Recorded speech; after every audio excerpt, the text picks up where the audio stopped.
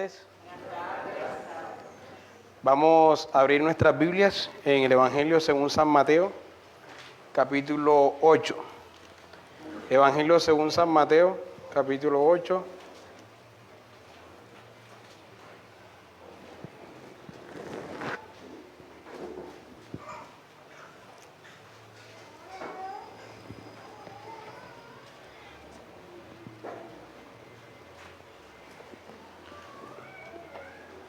Evangelio según San Mateo, capítulo 8, versículo 5 al versículo 13. Vamos a ponernos de pie.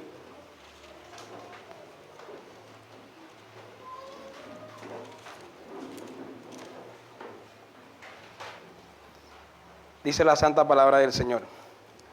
Entrando Jesús a Capernaum, vino a él un centurión rogándole y diciendo: Señor, mi criado está postrado en casa, paralítico, gravemente atormentado. Y Jesús le dijo: yo iré y le sanaré. Respondió el centurión y dijo: Señor, no soy digno de que entres bajo mi techo, solamente di la palabra y mi criado sanará. Pero también yo soy hombre bajo autoridad, y tengo bajo mis órdenes soldados. Y digo a este: ve y va, y al otro: ven y viene, y a mi siervo: haz esto, y lo hace.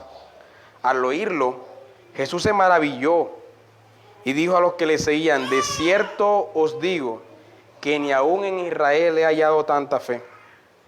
Y os digo que vendrán muchos del oriente y del occidente y se sentarán con Abraham e Isaac y Jacob en el reino de los cielos. Mas los hijos del reino serán echados a las tinieblas de afuera. Allí será el lloro y el crujir de dientes. Entonces Jesús dijo al centurión: ve, y como creíste, te sea hecho. Y su criado fue sanado en aquella misma hora. Amén. Señor, te damos gracias por tu santa palabra. Gracias porque tú la has preservado hasta nuestros días, Señor. La has inspirado. Te pedimos que tú, ya que tú la inspiraste, Señor, y que tú la preservaste, que tú mismo nos hables a través de ella en esta tarde, Señor. Háblanos a través de tu palabra, que tu Espíritu Santo esté con nosotros en esta tarde y que obre en nuestras vidas, Señor. Te lo pedimos en el nombre de tu Hijo. Amén.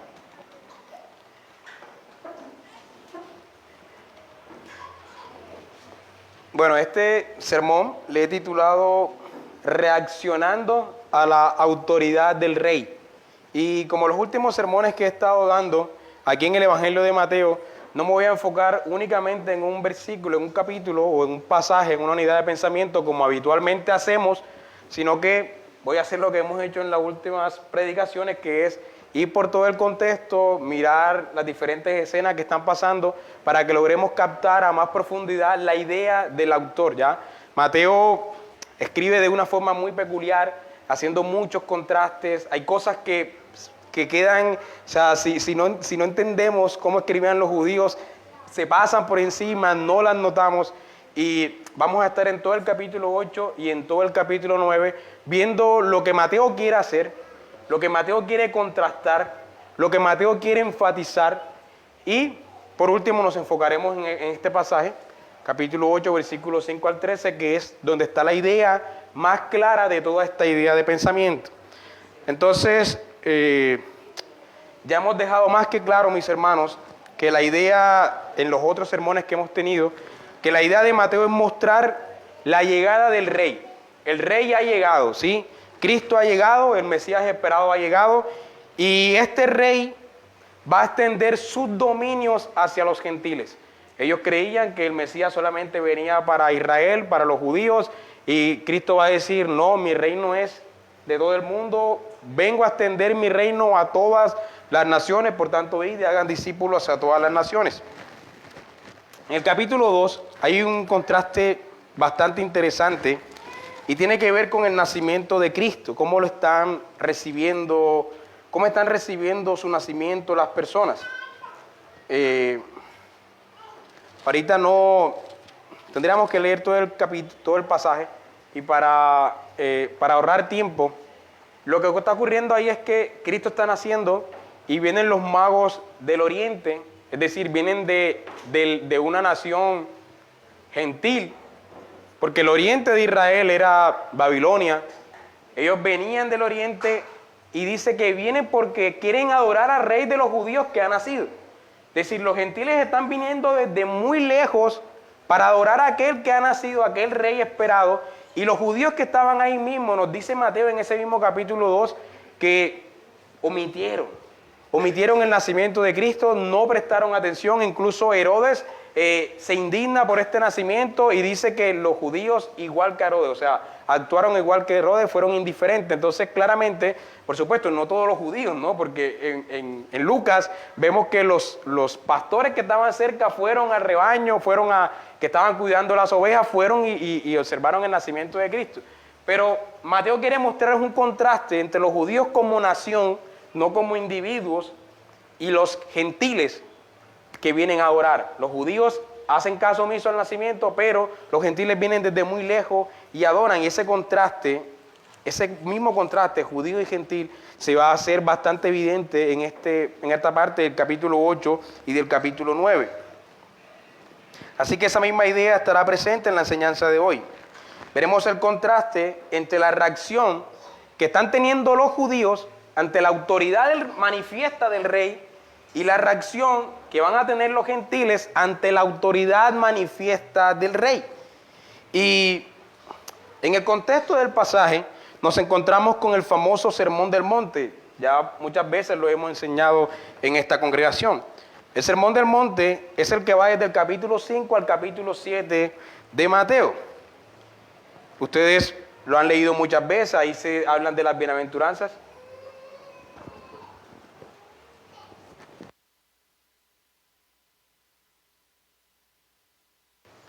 Ahora sí.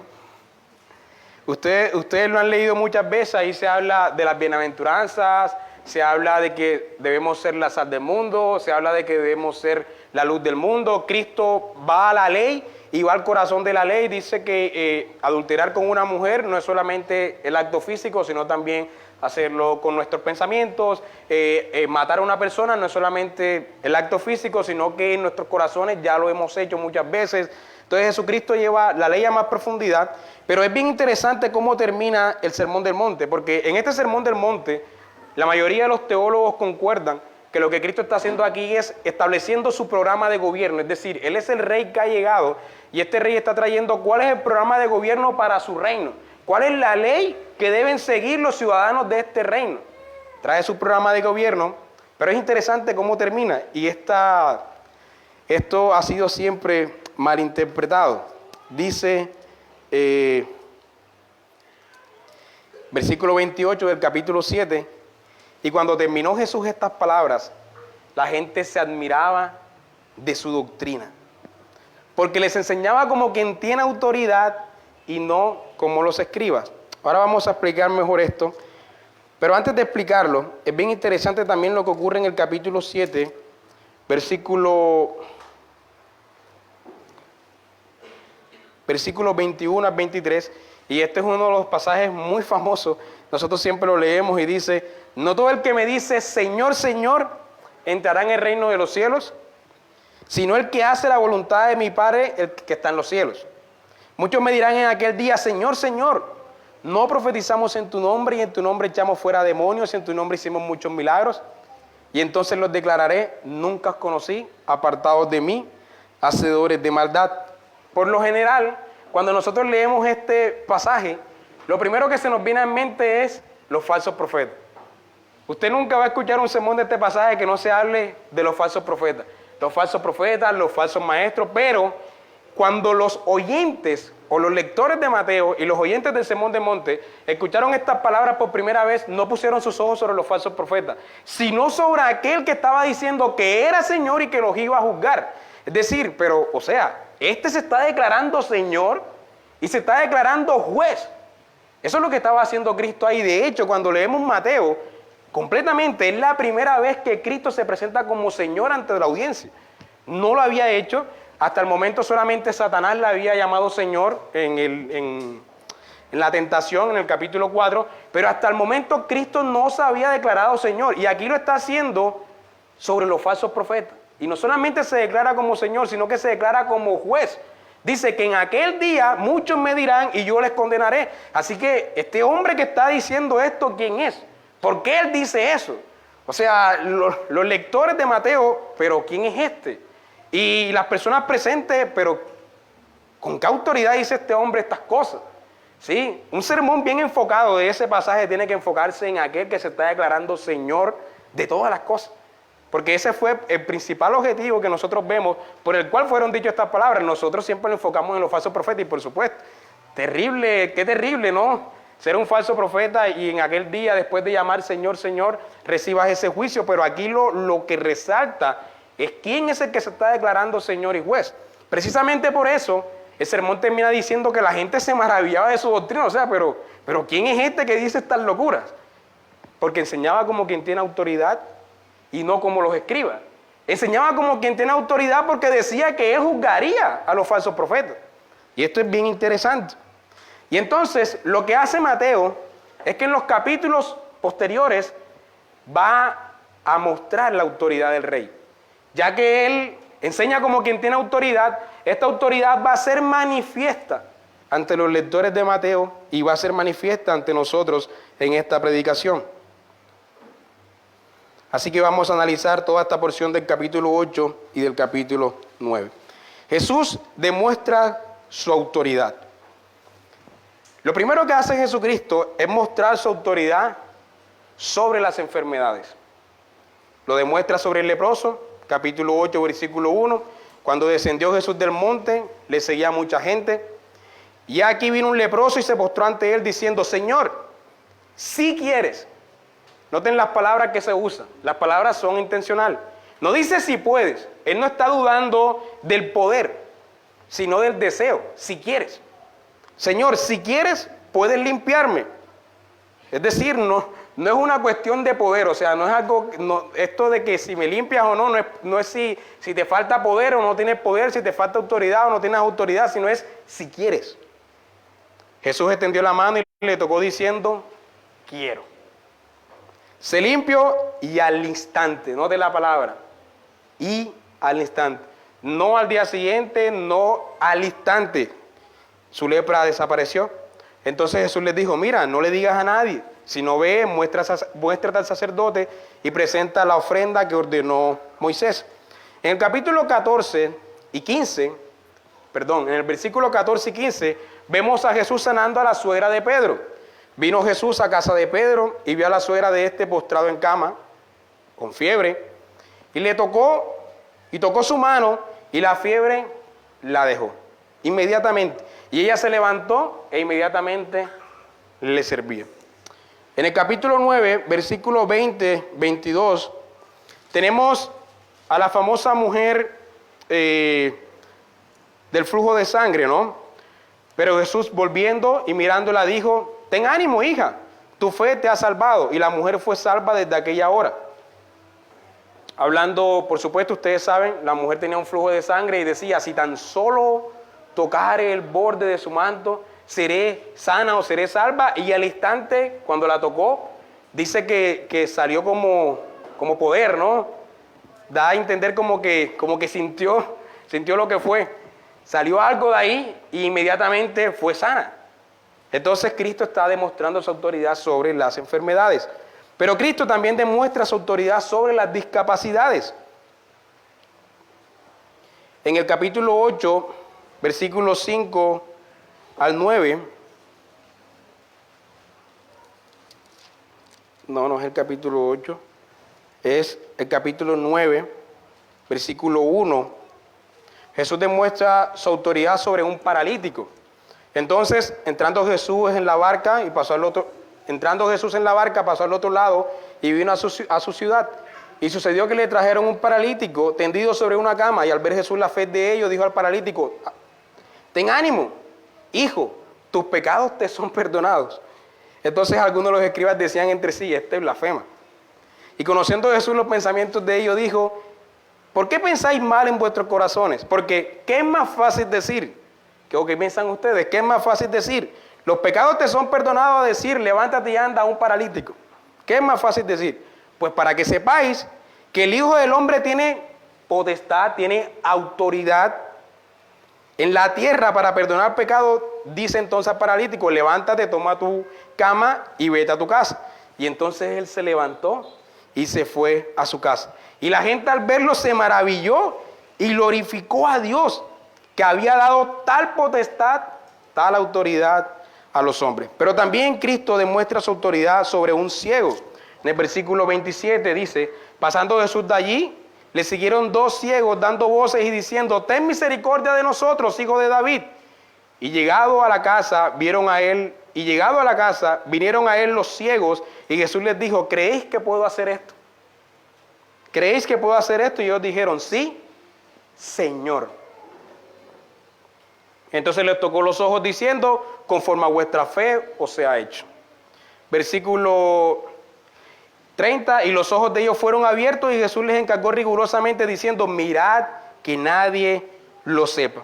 Pero salido de ellos divulgaron la fama de él por toda aquella tierra. En el versículo 32 tenemos a un mudo que comienza a hablar. Mientras salían ellos, aquí le trajeron un mudo endemoniado. Y echado fuera el demonio, el mudo habló y la gente se maravillaba. Y decía, nunca se había visto cosa semejante en Israel. Pero los fariseos decían, por el príncipe de los demonios, echa fuera los demonios. Entonces, Cristo tiene autoridad sobre las enfermedades, Cristo tiene autoridad sobre las discapacidades, pero Cristo tiene autoridad sobre la naturaleza. Versículo 8, versículo 23. Y entrando él en la barca, sus discípulos le siguieron. Y aquí que se levantó en el mar una tempestad tan grande que las olas cubrían la barca, pero él dormía. Y vinieron sus discípulos y le despertaron diciendo, Señor, sálvanos que perecemos. Él les dijo, ¿por qué teméis, hombres de poca fe? Entonces levantándose, reprendió a los vientos y al mar, y se hizo grande bonanza. Y los hombres se maravillaron diciendo, ¿qué hombre es este? Que aún los vientos y el mar le obedecen. La autoridad de Cristo manifestándose, hecha evidente en estos 2 capítulos. También tiene autoridad sobre los demonios. Ya vimos cómo al mudo lo liberó y de inmediatamente habló. Pero en el versículo 16 vemos cuando dice, después de sanar a la suegra de Pedro, y cuando llegó la noche trajeron a él muchos endemoniados, y con la palabra echó fuera a los demonios y sanó a los enfermos. Tiene autoridad sobre las enfermedades, tiene autoridad sobre las discapacidades, tiene autoridad sobre la creación, sobre la naturaleza, tiene autoridad sobre los demonios y tiene autoridad sobre los pecados. Ya vimos cuando le trajeron al paralítico que dijo, hijo, tus pecados te son perdonados, y dice, para que vean que tengo autoridad, sé sano.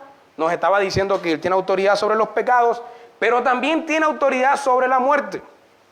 Versículo 9, capítulo 9, versículo 18, dice, mientras él les decía estas cosas, vino un hombre principal y se postró ante él diciendo, mi hija acaba de morir, mas ven y pon tu mano sobre ella y vivirá. Y se levantó Jesús y le siguió con sus discípulos. Bueno, viene la historia de la mujer del flujo de sangre, pero en el versículo 23 nuevamente dice, al entrar Jesús en la casa del principal, viendo a los que tocaban flauta y a la gente que hacía alboroto, les dijo, apartaos porque la niña no está muerta sino duerme.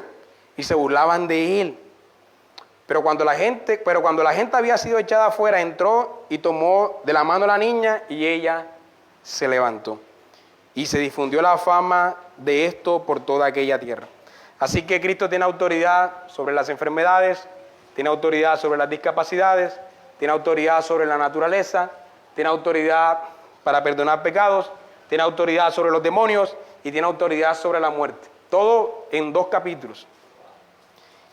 Cristo posee autoridad, mis hermanos, sobre todo aquello que entró en el mundo por causa de Adán. Cuando Adán pecó, todas estas cosas entraron a la creación, las enfermedades, las discapacidades, los pecados, la muerte, los demonios, todo esto entró a la creación. Y Cristo todo esto lo está eliminando, lo está quitando, está declarando su autoridad sobre eso. Es decir, Cristo es aquel que viene a restaurar la creación que cayó bajo Adán. Todo eso está aquí presente. Aquí podemos ver la manifestación de esa autoridad sobre todas las cosas. Todo, mis hermanos, absolutamente todo debía someterse a la autoridad del rey. Todo. Ante este hombre que posee autoridad para todas estas cosas, ¿cómo no vamos a postrar nuestra vida ante él? ¿Cómo es posible que nosotros no sujetemos nuestra vida a aquel que posee toda esta autoridad? Muchos hombres actúan como los fariseos, burlándose de él, blasfema, etc. No le siguen y no sujetan su vida a él, pero él es realmente el que posee la autoridad. Y haremos bien, mis hermanos, en someternos a su autoridad, en someternos a él, porque posee toda la autoridad en el cielo y en la tierra le ha sido dada. Pero entonces, lo más importante aquí es la reacción ante la manifestación de la autoridad de este rey. La reacción de algunos. Los enfermos y discapacitados le están reconociendo. El leproso le llama Señor, si quieres. Los ciegos le llaman Hijo de David, ten misericordia. Los amigos del paralítico lo traen en una cama, demostrando su fe en el poder del rey, porque como se ha dicho, él no vino para los sanos, sino para los enfermos. Son los enfermos los que necesitan de un médico. Son los enfermos los que tienen el corazón preparado para la llegada de este rey. Y cuando digo enfermo, digo no que todos necesitamos estar enfermos, pero sí aquellos que realmente necesitan a Cristo son aquellos que realmente lo ven, lo sienten esa necesidad de Él, ¿no? Pero eso es un corazón que ya ha sido preparado por el Espíritu Santo. Porque de lo contrario, todos los hombres endurecerían su corazón ante el rey. Todos los hombres, incluyéndonos. Los publicanos y las pecadoras. Y los pecadores le seguían. Por ejemplo, el capítulo 9, versículos 9 al 10 dice: pasando Jesús de allí, vio a un hombre llamado Mateo, de quien recibe nombre este evangelio, que se estaba sentado al banco de los tributos públicos y le dijo: sígueme. Y se levantó y le siguió. Y aconteció que estando él sentado en la mesa, en la casa, he aquí muchos publicanos y pecadores que habían venido, se sentaron juntamente a la mesa con Jesús y sus discípulos. Cuando vieron los fariseos, dijeron a los discípulos: ¿por qué come vuestro maestro con los publicanos y pecadores? Al oír esto, Jesús les dijo: los sanos no tienen necesidad de médico, sino los enfermos. Y pues, y aprender lo que significa misericordia quiero y no sacrificio, porque no he venido a llamar a justos, sino a pecadores al arrepentimiento. Así que los publicanos y los pecadores le están siguiendo. El leproso le llama Señor, los ciegos le llaman Hijo de David, los amigos de paralítico tienen mucha fe en él, la creación le obedece, los demonios le reconocen. Los mismos demonios reconocían su autoridad. Pero veamos la reacción de los judíos. Ya vimos que cuando dijo que tiene autoridad para perdonar pecados, dijeron, ¿qué dijeron? Blasfema, dijeron. Está comiendo con los pecadores, le cuestionan, ¿por qué come con los pecadores? Dice el capítulo 9, versículo 24, cuando va a sanar a la niña que ha muerto, cuando la va a resucitar, dice que las personas que estaban ahí, ¿qué hacían? Se burlaban de él. Versículos 33 y 34 dice: y echado fuera los demonios, el mudo habló y la gente se maravillaba y decía: nunca se ha visto cosa semejante en Israel. Pero ¿cómo reaccionaron los líderes judíos? Pero los fariseos decían: por el príncipe de los demonios, echa fuera los demonios. Capítulo 8, versículo 34. Y toda la ciudad salió al encuentro de Jesús, y cuando le vieron, le rogaron que se fuera de sus contornos. Esto es cuando Jesucristo, esta parte no la narramos, no la leímos, pero Jesucristo libera al endemoniado de Gadara, ¿no? Y el endemoniado de Gadara reconoce que él tenía la autoridad, y cuando él es liberado, la gente tiene miedo y le ruega que se vaya de sus contornos. Entonces, los enfermos están viniendo ante Cristo, pero el liderazgo de Israel le llama blasfemo, le llama hijo de Belcebú, todas estas cosas, no se burlan de él. Así que la diferencia, mis hermanos, en Mateo está bien clara. Los ciegos veían más que los fariseos. Los ciegos sabían que él era el hijo de David y los fariseos que no eran ciegos le llamaban el hijo de Belcebú. Los demonios le reconocían más que los expertos en la ley. Los publicanos y los pecadores podían comprender lo que los legalistas no podían comprender. La creación reconocía a su creador y los adoradores de la ley no le reconocían. Es bien claro esos contrastes aquí en el Evangelio de Mateo. Pero el contraste más marcado viene a continuación y es en el pasaje que leímos al inicio, capítulo 8, versículos 5 al 13. Miren el centurión, cómo reconoce la autoridad de Cristo. Ya sabemos cómo estaban reaccionando los judíos, pero miren a este centurión que es un gentil, es un romano. Miren cómo está reconociendo la autoridad y dice porque él también tiene autoridad. Versículo 5. Entrando Jesús en Capernaum, vino a él un centurión, rogándole y diciendo: Señor, mi criado está postrado en casa, paralítico, gravemente atormentado. Jesús le dijo: yo iré y le sanaré. Bueno, que Jesús venga a nuestra casa, ¿no? Y dice, respondió el centurión y dijo: Señor, no soy digno de que entres bajo mi techo. Incluso hasta convicción de pecado vemos aquí. Solamente di la palabra y mi criado sanará. Porque también yo soy hombre bajo autoridad. Y tengo bajo mis órdenes soldados. Y digo a este ve y va, y al otro ven y viene. Y a mi siervo haz esto y lo hace. ¿Notan la teología de este centurión? La profundidad del conocimiento llevado a la praxis. Todo lo que este centurión conocía, y no sabemos qué tan familiarizado estaba con las escrituras. Este centurión, Mateo omite eso, no le interesa decirnos eso porque su propósito es mostrarnos el contraste entre los gentiles y los judíos, pero es impresionante cómo este gentil podía decir lo que ningún otro hombre en Israel había dicho, ni siquiera los mismos discípulos. Y al oírlo Jesús se maravilló y dijo a los que le seguían: de cierto os digo que ni aún en Israel he hallado tanta fe. En un gentil había más fe que en toda la nación de Israel.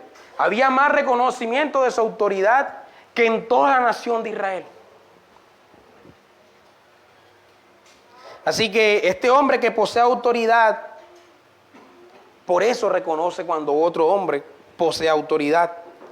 Y una cosa también bien interesante en el pasaje es que Mateo nos muestra cómo los marginados sociales están reconociendo al rey. Primero un leproso, sabemos que un leproso era marginado socialmente en esa época, ¿no?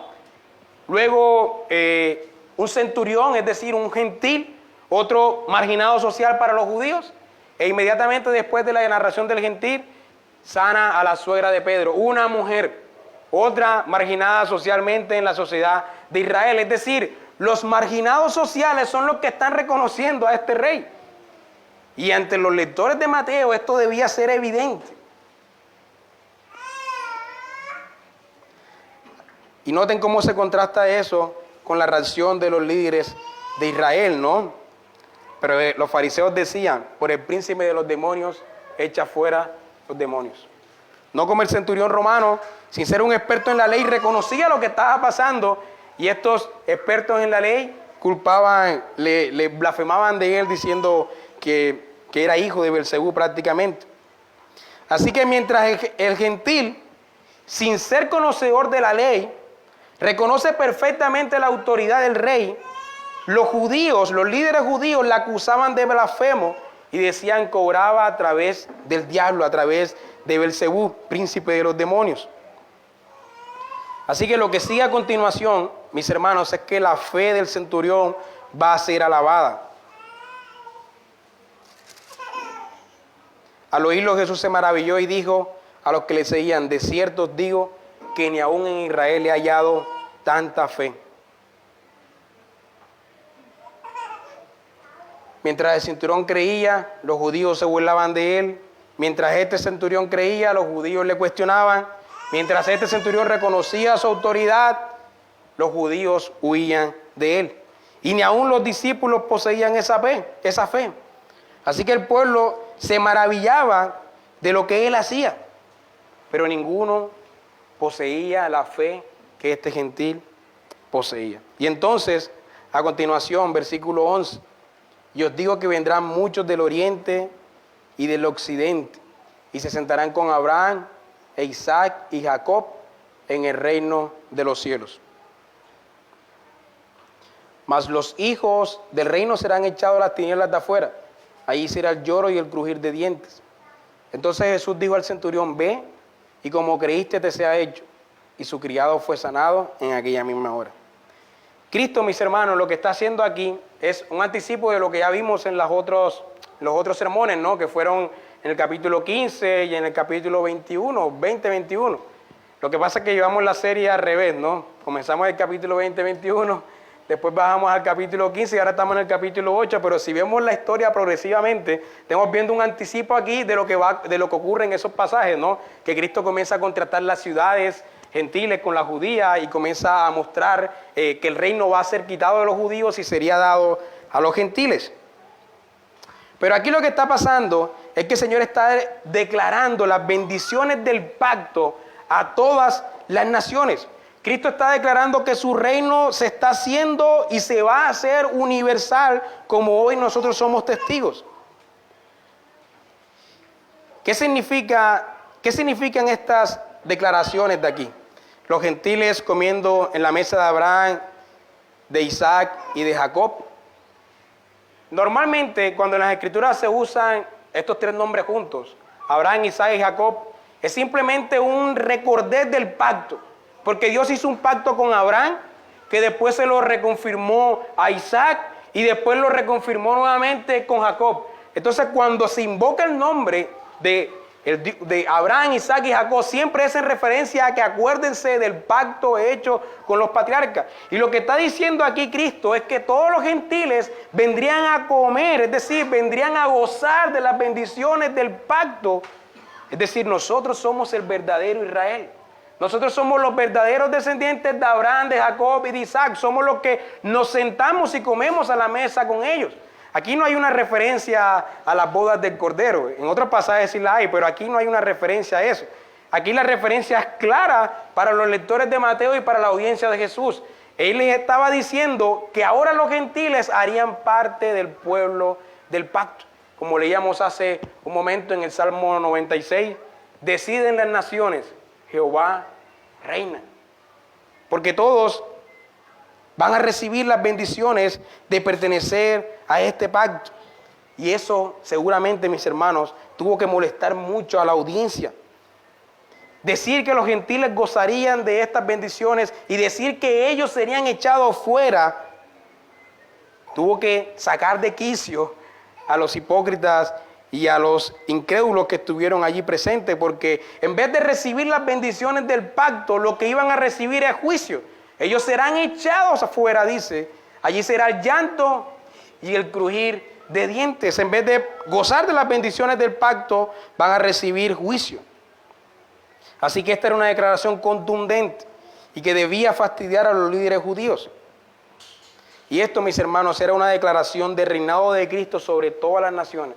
Vendrán del oriente y del occidente, es decir, de todos los rincones de la tierra, como nosotros somos testigos hoy. En aquella época se requería mucha fe para creer lo que Cristo estaba diciendo. Que de 12 discípulos, todo el mundo iba a creer en el Evangelio, ¿no? De 12 discípulos, de 120, que lo que Cristo estaba diciendo aquí hace 2000 años era que en todas las naciones se iba a reconocer su nombre, que todas las naciones iba a haber gente que gozaran de ese pacto. Para creer eso en esa época se requería mucha fe. Y nosotros somos testigos de eso hoy. Todas las naciones hoy, en todas las naciones, adoramos al Rey. Él ha extendido sus dominios tal como lo dijo. Y nosotros todos, mis hermanos, qué privilegio. Gozamos de las bendiciones del pacto. Hacemos parte del pueblo del pacto. Esto es un privilegio. Y la expresión aquí, el reino de los cielos, no significa un reino que está en los cielos. Porque a veces leemos esa expresión como que, bueno, sí, el reino de los cielos, el reino que está en los cielos, cuando nos muramos vamos a ese reino. No, no, no. De los cielos significa la procedencia, de dónde viene. Es decir, el reino de los cielos ha venido a la tierra. Por eso Jesucristo nos enseñó a orar, venga tu reino. Hágase tu voluntad en la tierra como se hace ¿dónde?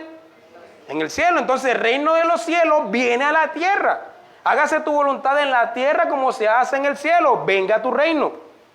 Así que el reino de los cielos es el lugar de donde viene este reino. Este reino no actúa como los reinos paganos. Por eso Cristo dice que quiere hacer mayor entre ustedes, sea el que más sirva, ¿no?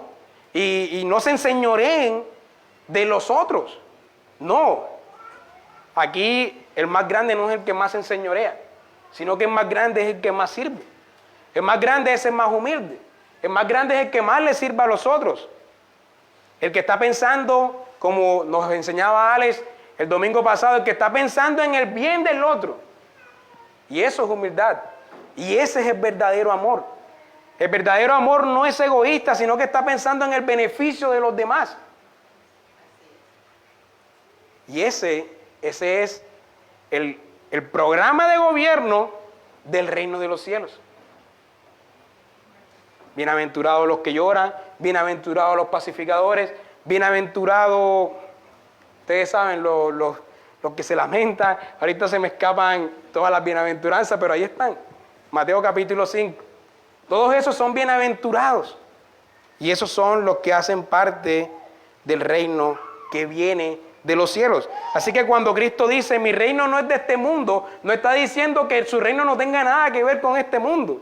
Lo que él está diciendo a Herodes es que su reino no actúa como Herodes quería que actuara.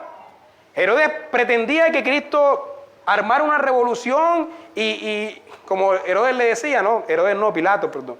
Como Pilato le decía, haz algo. Y Cristo decía, no, mi reino no es de este mundo. No actuaba de esa manera. El reino de Cristo se iba a establecer mediante el sacrificio de Cristo, mediante la muerte de Él. Actuaba de una manera diferente, pero Cristo podía tener la autoridad de convocar una legión de ángeles y no pasaba nada, ¿no? No iba a la muerte. Pero su reino no actúa de acuerdo a los intereses de los reinos de este mundo. Sus intereses son diferentes, pero sí vino para transformar este mundo. Sí vino para conquistar este mundo. No sé si ustedes ven series, pero hay una serie bastante conocida, sé que muchos se la han visto, Vikingos o The Last Kingdom, El Último Reino. Y nosotros podemos ver ahí cómo poco a poco la cristiandad como cultura va conquistando a los paganos a través del ejemplo, a través de la práctica. Por lo general, y esto ha sido muy mal interpretado, la gente cree que las cruzadas, por ejemplo, eran los cristianos atacando a otras naciones, ¿no? O los cristianos iban y conquistaban a otros, pero lo que realmente ocurría es que los cristianos se defendían de los ataques de otros. Y prácticamente durante 2000 años estuvieron defendiéndose hasta que la paz prácticamente llegó a las naciones, pero siempre tenían que defenderse. Y la forma como conquistaron a los paganos no fue a través de la espada, porque las guerras continuaban por años y años y años.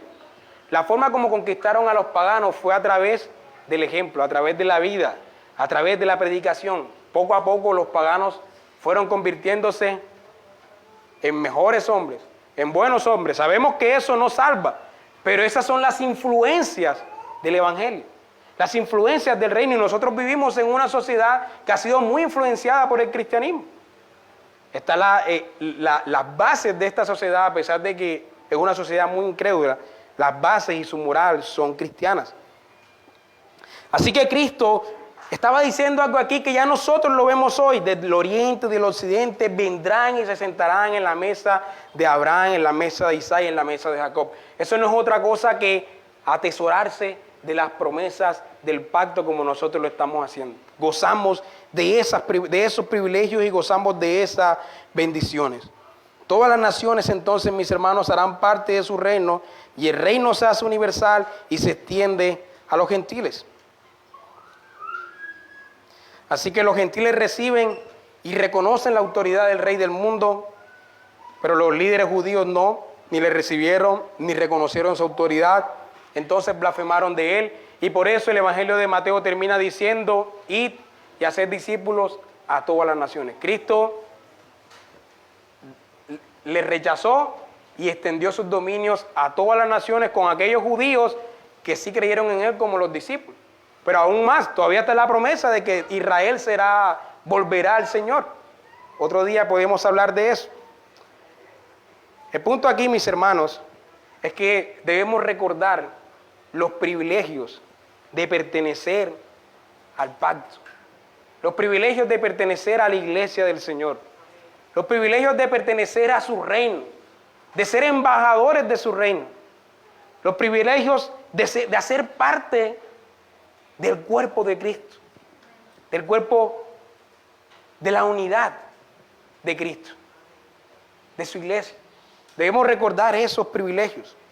Nos hemos familiarizado tanto con la iglesia y con estas ideas de pacto y de reino, que perdemos de vista realmente el privilegio que tenemos gracias a lo que Cristo hizo por nosotros.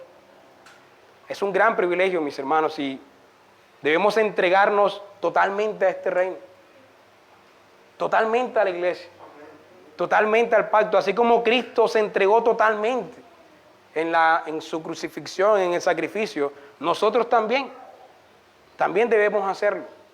Y esto debe invitarnos a ser más activos en las cosas del reino, a estar más unidos, a vivir pensando en el reino, a vivir pensando en el avance del reino y, mis hermanos, a gozarnos de los privilegios del pacto. Que no seamos como los líderes judíos. Conocían mucho de la ley, tenían mucho conocimiento, pero a la hora de la verdad rechazaban al Cristo. Pero los enfermos, los discapacitados, los endemoniados, aquellos que posiblemente tenían menos conocimiento de la ley, los romanos, el centurión, ¿no?, gentil, los publicanos, las rameras, todos vieron al rey y le reconocieron. Ojalá y Dios nos dé nuevamente, mis hermanos, esa fe sencilla que obedece aún con poco conocimiento, y que el conocimiento no sirva para volvernos fariseos, sino que el conocimiento nos ayude a ser como el centurión y reconocer la autoridad de Cristo en todas las cosas, y por tanto sujetar nuestra vida a este Rey. Amén. Vamos a terminar orando. Padre, gracias por tu palabra. Aplícala a nuestros corazones, Señor. En nombre de Jesús. Amén.